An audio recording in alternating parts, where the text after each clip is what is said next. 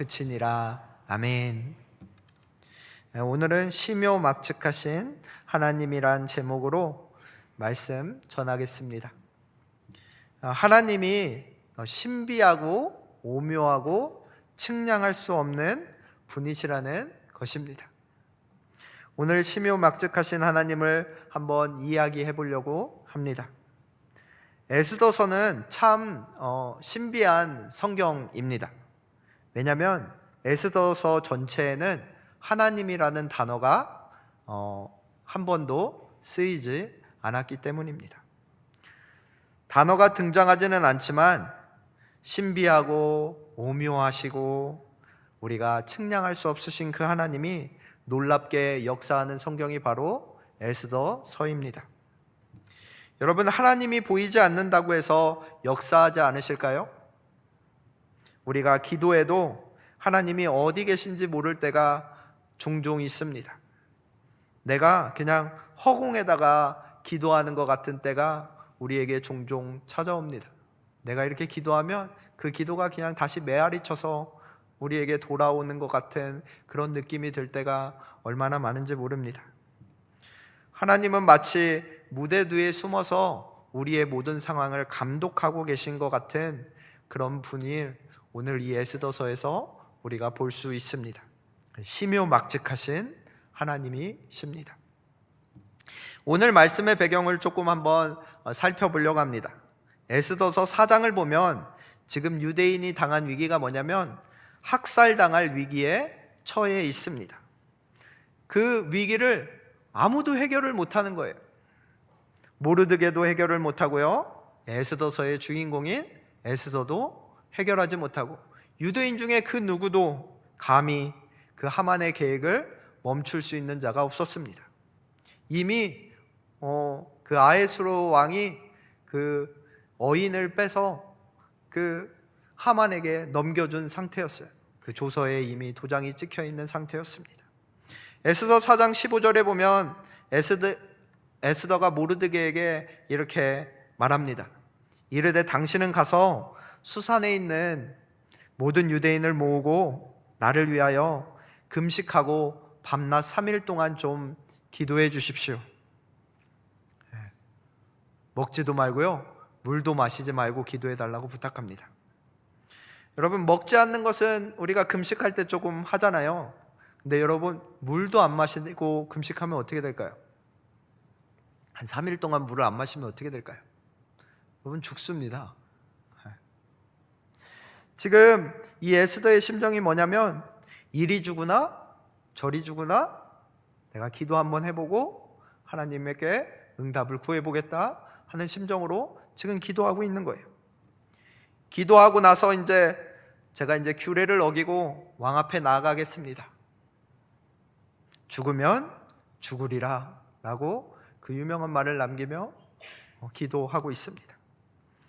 모르드게가 에스더가 명한 대로 유대인을 모아놓고 그렇게 금식하고 함께 기도했어요. 기도하기 시작한 거예요. 밥을 굶으며 물도 마시지 아니하며 간절히 기도하기 시작한 겁니다. 여러분, 어떤 마음으로 기도했을까요? 그들의 마음이 어땠을까요? 아무도 구원할 분이 없어요. 에스더서에는 하나님이라는 단어도 나오지 않습니다. 어떤 마음으로 기도했을까요? 아마 그 모든 유대인들이 하나님을 의지하며 기도했을 것입니다. 의지라는 단어를 좀 더 넘어서 아마 의존했을 거예요. 하나님 도와주세요 하면서. 의존한다는 것은 뭐예요? 하나님 없으면 안 됩니다 라는 믿음의 고백일 것입니다. 그 의존의 대상이 없으면 우리는 죽습니다 라는 고백이에요. 하나님께 기도해보지 뭐 안 되면 말지, 이런 심정이었을까요? 아니었을 거예요. 하나님 아니면 안 됩니다 라는 마음을 갖고 그들은 기도합니다. 에스더는 죽으면 죽으리라는 심정으로 하나님을 의지하고 하나님을 붙잡고 기도하기 시작합니다. 여러분, 우리의 인생이 자율적으로 나 스스로 독립적으로 바로 설 수 있을 거라고 생각하는데 인간은 그런 존재가 아닙니다. 이렇게 사람 인자를 우리가 이렇게 써도 사람은 혼자 설 수 없는 존재예요. 누군가를 의지하고 의존해야만 바로 설 수 있는 게 사람이어서 사람 인자를 이렇게 쓴다고 합니다. 여러분, 사람을 의지하면 상처받을 수도 있고 때때로는 힘들 수도 있습니다. 하지만 하나님을 의지하는 것은 여러분 실패가 없는 줄로 믿습니다. 절대절명의 위기를 심요막직하게 바꾸시는 분이 하나님이시기 때문입니다. 여러분, 그 하나님을 신뢰하고 기도하시는 것입니다. 여러분, 우리는 창조될 때부터 창조 자체가 뭐예요? 하나님을 의존해야만 살아갈 수 있는 존재로 지음받았습니다. 하나님께서 떨어지면 죽음이라는 것이죠. 하나님께 붙어 있으면 생명이고 구원받는 것입니다. 하나님을 의존하는 것이 우리를 가장 겸손하게 만든다는 것입니다. 여러분, 겸손한 인생이 가장 안전한 인생인 줄로 믿습니다. 교만한 인생은요, 가장 불안한 인생이 됩니다. 왜 그러냐면 교만한 사람은 하나님을 찾으려고 하지 않기 때문입니다. 겸손이 뭘까요? 하나님을 의존하는 것입니다. 교만은 뭐예요? 하나님 없어도 됩니다 라는 게 교만이에요. 여러분, 겸손함이 없이는 거룩함으로도 나아갈 수 없습니다. 왜 겸손하지 않으면 거룩함이 존재할 수 없을까요? 겸손하지 않으면 교만해지는데, 교만해지면 하나님을 가까이 둘까요? 아니요, 그렇지 않아요. 하나님 없으면 우리는 결코 거룩해질 수가 없어요. 우리가 거룩하다는 것은 하나님을 의존하며 기도한다는 것입니다. 하나님 없으면 안 돼요.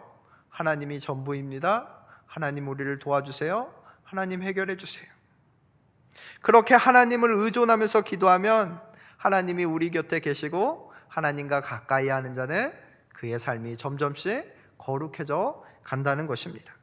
그러니까 여러분, 문제만 생기면 어떻게 해야 돼요? 하나님 도와주세요. 하나님 도와주세요. 하나님이 해결해 주세요. 내가 의지할 분은 하나님밖에 없습니다.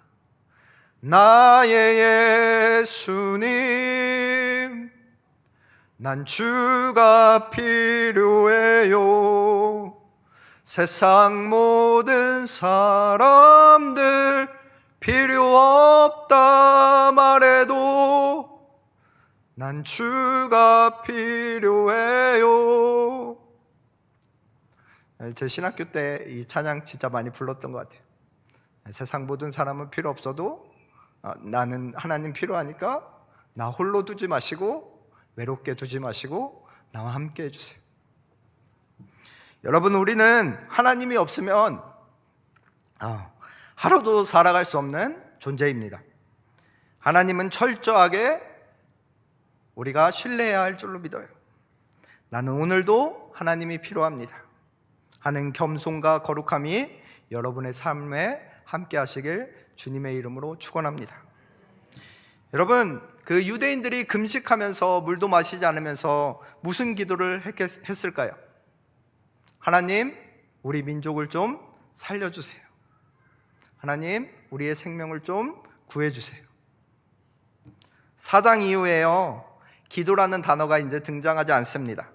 3일 금식하고 물도 마시지 않고 기도하고 이제 됐다, 이제 끝났다, 그렇게 했을까요?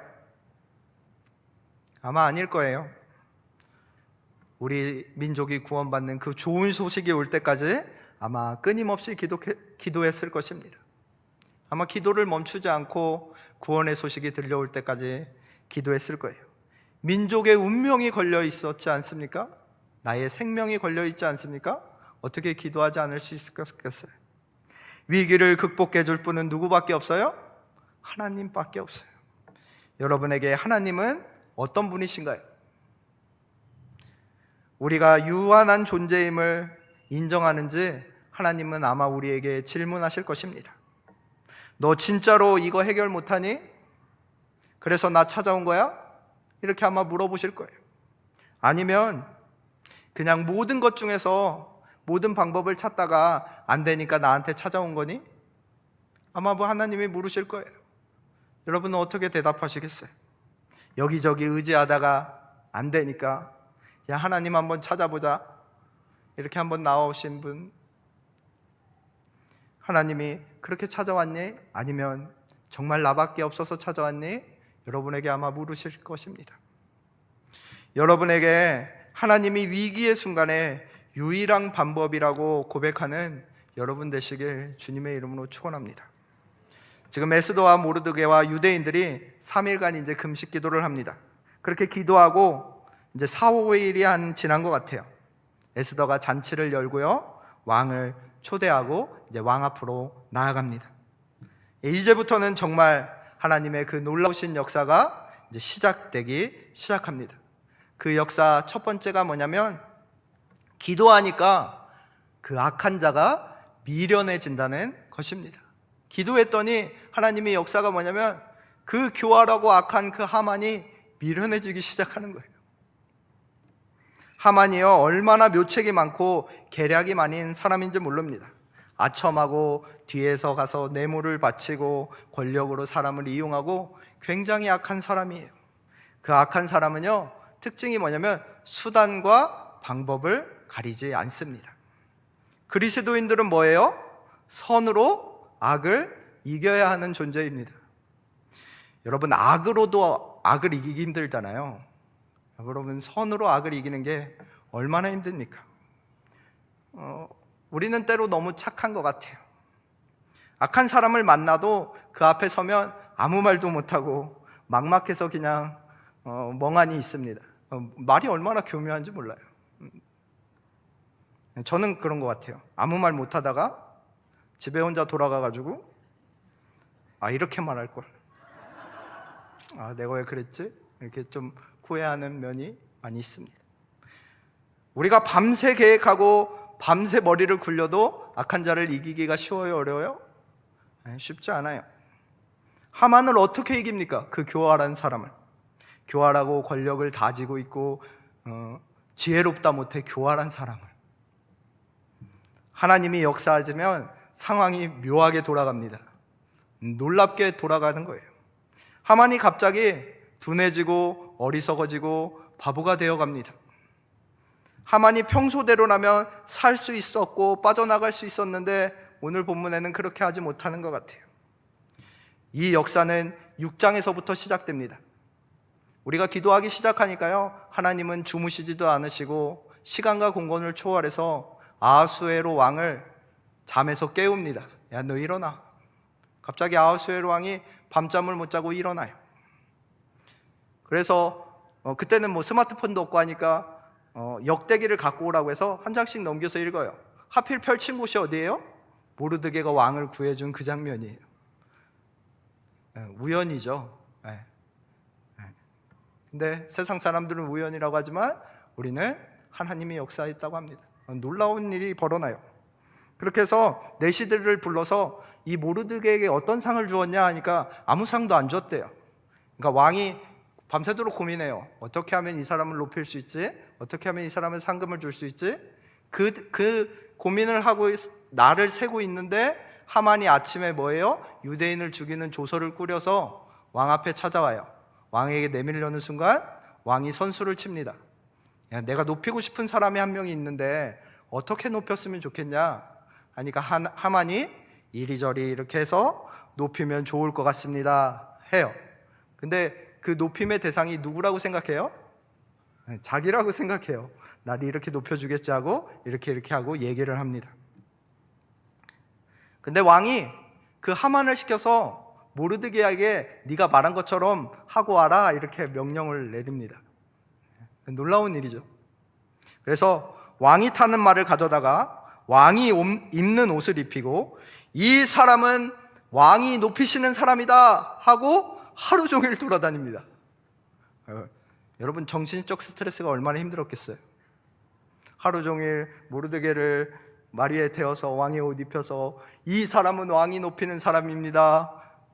온 동네를 그 아수에로 그 왕이 얼마나 땅이 크고 그곳이 넓었겠어요. 하루 종일 돌아다니는 거예요. 하루 종일 몸도 지키고 마음도 지치고 내가 싫어하는 이 사람을 높이고 있으니 분노도 치솟을 거 아니에요? 여러분, 화가 나면 전두엽이 망가진대요. 여러분, 머리가 안 돌아가기 시작하는 겁니다.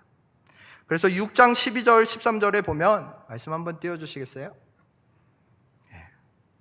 같이 한번 읽어볼까요? 시작.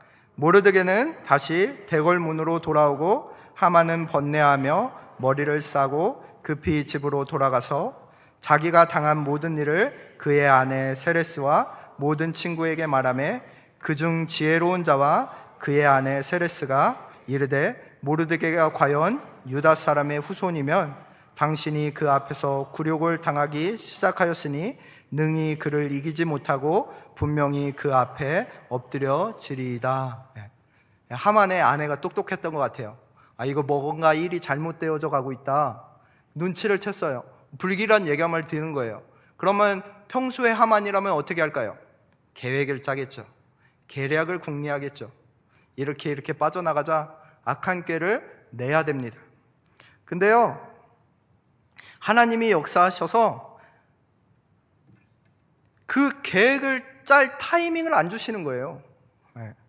14절에 보면 말씀 한번 띄워주실래요? 같이 한번 읽어볼까요? 시작. 아직 말이 그치지 아니하여서 왕의 내시들이 이르러 하만을 데리고 에스더가 베푼 잔치에 빨리 나아가니라. 이것이 바로 오늘 본문이 있기 전의 상황이에요. 하만이 머리 굴릴 시간이 있었어요? 없었어요? 없었어요. 말이 그치기 전에 계획을 짤 시간을 하나님이 주시지 않습니다. 하만이 교회랑 계획을 짜려고 할 때 왕의 내시들이 와서 지금 에스더 황후가 잔치를 베풀었으니 왕과 황후가 기다리니까 빨리 가십시다, 이렇게 말한 거예요. 하만이 마음이 멘탈이 완전히 무너지고 하루 종일 지치고 화가 난 상태로 놀라서 황급히 그 잔치로 초대된 것입니다.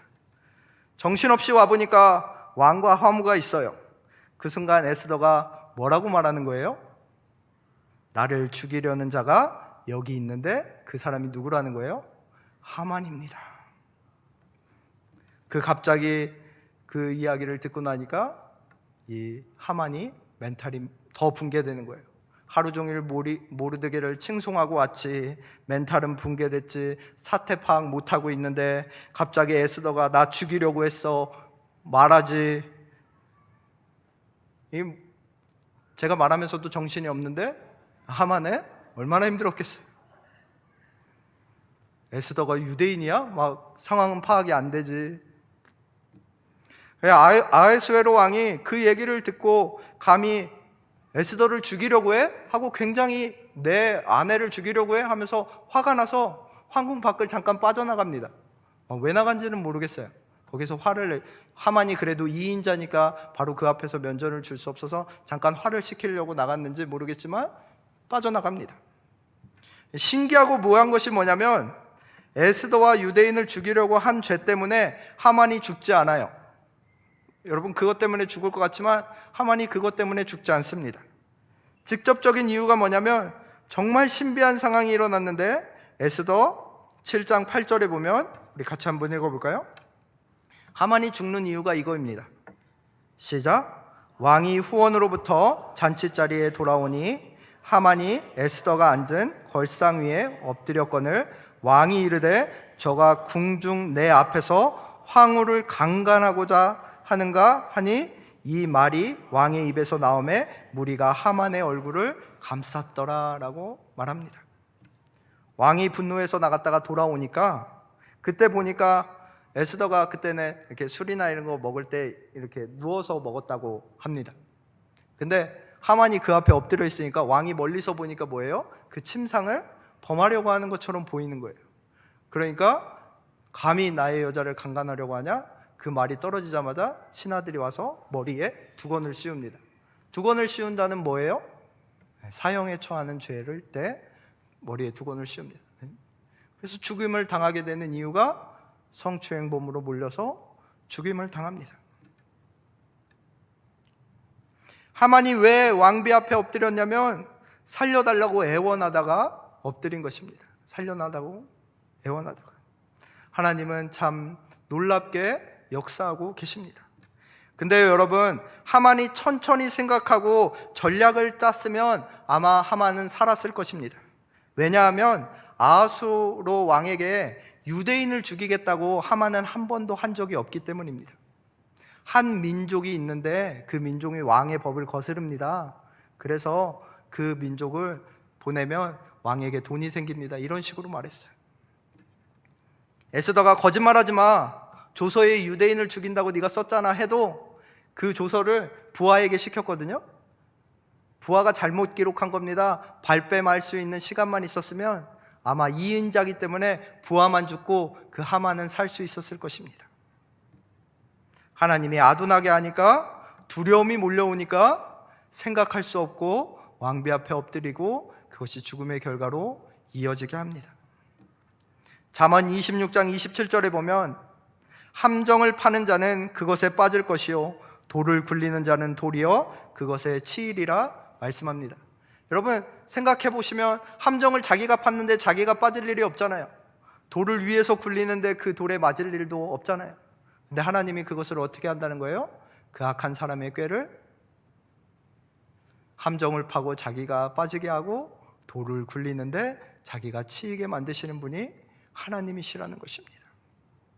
심요막직하신 하나님께 기도하고 그분을 신뢰하면 교만한 자가 낮아지게 되고 함정을 파고 돌을 굴리는 자가 해를 당하게 되는 놀라운 역사가 일어나게 된다는 것입니다. 두 번째는 하나님이 일하시면 진리가 밝히 드러난다는 것입니다. 오늘 에스더 3장 8절에서 11절 말씀 한번 같이 읽어보겠습니다. 에스더 3장 8절에서 11절입니다. 좀 아까 설명한 그 구절인데 한번 같이 읽어볼게요. 시작. 하만이 아헤수로 왕에게 이르되 한 민족이 왕의 나라 각 지방 백성 중에 흩어져 거하는데 그 법률이 만민의 것과 달라서 왕의 법률을 지키지 아니하오니 용납하는 것이 왕에게 무익하나이다. 왕이 옳게 여기시거든 조서를 내려 그들을 진멸하소서. 내가 은 1만 달란트를 왕의 일을 맡은 자의 손에 맡겨 왕의 금고에 드리이다 하니 왕이 반지를 손에 빼어 유대인의 대적 곧 아각 사람 함무다다의 아들 하만에게 주며 이르되 그 은을 내게 주고 그 백성도 그리하노니 너희 소견에 옳은 대로 행하라 하더라. 여기서 유대인이라고 표현 안 하고 한 민족이라고 표현해요. 그리고 아헤수르의 왕에게 어디에 집중하게 하냐면 이 사람들을 해하면, 이 사람들을 어떻게 하면 은 1만 달란트가 들어온다고 합니다. 그 당시 은 1만 달란트가 어느 정도냐면 페르시아의 1년 예산이 은 1만 5천 달러였대요. 그 1년 예산의 절반도 넘어가는 그 큰 돈으로 왕에게 드리겠습니다 하고 왕을 설득한 거예요. 그러니까 왕이 내용도 보지 않아요. 사실 무슨 말을 하는지도 모르고 그냥 도장 빼서 행해라, 그리고 너의 소견에 옳은 대로 해라 하고 빼줍니다. 왜 그래요? 은이 들어오잖아요. 근데 지금 그 말을 듣고 에스더가 어떻게 하냐면 오늘 본문 4절에 진실을 밝힙니다. 7장 4절 말씀입니다. 같이 읽어볼게요. 시작. 나와 내 민족이 팔려서 죽임과 도륙함과 진멸함을 당하게 되었나니 만일 우리가 노비로 팔렸다면 내가 잠잠하였으리이다. 그래도 대적이 왕의 손해를 보충하지 못하였으리라 하니. 하만이 왕을 어떻게 설득했냐면요, 이 말을 통해서 알 수 있는 게 뭐냐면 하만이 한 민족을 노예로 팔아서 돈을 얻어서 왕의 금고에 넣겠습니다, 이렇게 아마 설득했던 것 같습니다. 그렇게 설득한 거예요. 그러니까 에스더가 우리를 노비로만 팔았으면 제가 왕에게 안 나왔을 텐데 이렇게 왕에게 나오는 것은 우리를 진멸하려 했기 때문입니다 하면서 지금 뭐예요? 에스더가 진실을 드러내고 있는 것입니다. 에스더의 말을 듣고 아헤수로의 왕이 내가 속았구나 하는 생각을 아마 하게 되었을 거예요. 이런 일을 꾸민 자가 누구냐? 하고 물어봅니다. 에스더가 모든 죄의 근원이 누구라고 밝혀요? 하만이라고 밝히기 시작해요. 문제가 어떻게 됐을까요? 그 하만이 숨겼던 모든 진실이, 그 모든 거짓이 한 번에 이 에스더의 말로 확연히 드러나고 문제가 한 번에 해결돼 버립니다. 하만이요, 아무리 전략을 세우고 계략을 세우고 하나님이 보여주시는 그 진실 앞에서는 모든 것이 다 허투루 돌아가고 진실이 밝혀지는 것입니다. 여러분, 우리가 살아가면서 그 하나님의 심요막측하심을 믿는다면요, 진실이 항상 이긴다는 사실을 결코 의심하지 마시기 바랍니다. 악인이 잘됨에 마음을 빼앗기지 마시기 바랍니다. 대낮같이 환한 곳에 가면요, 그 진실이 분명하게 드러날 것이기 때문입니다. 왜냐하면 하나님은 진리이기 때문입니다. 하나님은 진리를 밝히시는 분이십니다. 마지막 세 번째는요, 하나님이 기도하는 자에게 돕는 사람을 보내주신다는 것입니다. 우리 하르보나라는 내시가 갑자기 옆에 있다가 등장하게 됩니다. 우리 9절 말씀, 9절 10절 말씀, 오늘 본문 같이 한번 읽겠습니다. 9절 10절 말씀입니다. 시작. 왕을 모신 내시 중에 하르보나가 왕에게 이르되 왕을 위하여 충성된 말로 고발한 모르드게를 달고자 하여 하만이 높이가 50규빗 되는 나무를 준비하였는데 이제 그 나무가 하만의 집에 섰나이다. 왕이 이르되 하만을 그 나무에 달라 하매 모르드게가 매달려고 한 나무에 하만을 다니 왕의 노가 그치니라. 여러분, 이게 굉장히 신비한 말인 거 아세요? 그 하르보나는요, 궁에만 살던 사람이었어요. 궁에만. 에스더가 궁에 있을 때 하만이 유대인을 죽이려는 것을 처음엔 몰랐잖아요. 이 하르보나도 동일한 사람입니다. 왕의 옆에서 모시니까 아마 왕이 역대기를 읽을 때 그 옆에 있었을 것 같아요. 그래서 모르드게도 알고, 그리고 그 하만이 그 모르드게를 죽이려고 50규빗, 한 20m의 장대를 자기 집에다 이렇게 세워놓습니다. 왕궁에서도 아마 보이긴 보였을 거예요. 근데 신기한 건 뭐냐면 그 장대를 사용하는 그 어떤 의도로 만들었는지를 이 하르보나가 어떻게 알았냐는 겁니다. 이게 모르드게를 달아 죽이려고 하는 건지 아니면 다른 죄수를 하려고 하는 건지 어떻게 알았을까요? 아마 이때 하나님이 그 하르보나를 깨닫게 해주시지 않았을까? 하나님이 개입해 주시지 않았을까? 생각해 봅니다. 그래서 완전히 반전의 드라마가 쓰여지고 있는 거예요. 그 모르드게를 달려고 했던 그 장대가 하만이 달게 하는 하나님의 완전 놀라운 역사가 일어나게 됩니다. 여러분, 이 모든 일이 언제 일어났어요? 기도할 때 일어난 것입니다. 세상 사람들은 우연이라고 말할지 모르지만 우리는 기도하면 하나님이 역사하시는 줄로 믿습니다. 심요막측하신 하나님이 우리가 기도할 때 놀라운 일을 행하시는 줄로 믿습니다. 교묘하고 악한 자를 아둔하게 만드십니다. 대낮같이 환하게 진리가 사실이 드러나게 하십니다. 돕는 자를 줄여서 놀라운 인생의 반전을 경험하게 해주십니다. 유한한 인간으로는 상상할 수 없는 일을 이루시는 분이 심요막측하신 하나님이십니다. 우리 모든 성도님들이 그 하나님을 신뢰하며 기도로 나아가는 저와 여러분 되시길 주님의 이름으로 축원합니다. 우리 함께 기도하겠습니다. 심요막측하신 하나님, 오늘 말씀을 통해 우리가 보는 세상의 무대 뒤에서 이 세상 모든 것을 주관하시는 하나님을 다시 한번 깨닫게 하시니 감사합니다. 하나님, 우리가 위기의 순간이 오면 다른 것 다 제쳐주고 가장 먼저 하나님을 찾게 도와주시옵소서. 위기의 순간이 오면 오직 겸손히 하나님 앞에 나아가 주님만이 나의 유일한 방법입니다, 그렇게 기도하게 하여 주시옵소서. 겸손히 하나님께 구하고 하나님께 가까이 하여 거룩함을 회복하게 하여 주시옵소서. 하나님, 우리가 기도할 때 하나님 들으시고 하만 같은 악한 자를 미련하게 하여 주시옵소서. 하나님, 진리가 대나처럼 환하게 드러나게 하여 주시옵소서. 돕는 자를 보내주셔서 상황이 놀랍게 역전되는 은혜를 체험하게 하여 주시옵소서. 우리가 기도할 때 유한한 우리가 심요막직하신 하나님을 날마다 경험하게 하여 주시옵소서. 예수님의 이름으로 기도드립니다. 아멘.